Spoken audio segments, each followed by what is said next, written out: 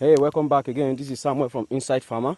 So let me quickly show you. So when you buy your ewedu seed, so you tie it in a cloth and then you will suspend it in a hot water. So this is it.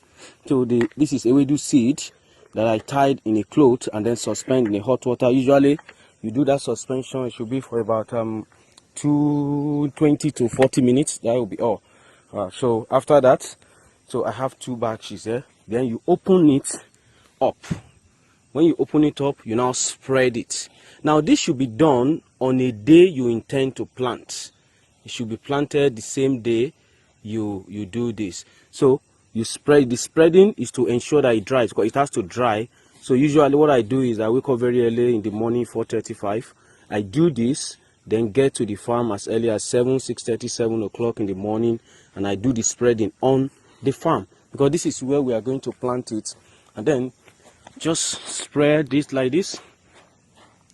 Just spread it and then you turn it to get it dry. Between now 7 o'clock and around 12 o'clock, if there is good sun today, or even 10 o'clock if there is good sun in the morning, this thing will dry. If there is no too much sun, it will take roughly till 1 o'clock, then it will dry. Then now usually we broadcast in the evening. That is when I instruct the boys to do the broadcast of ewedu. And I'm looking at good sun coming very well today. You can see the sun is already out by 7, so this will be very, very good. So we leave it here.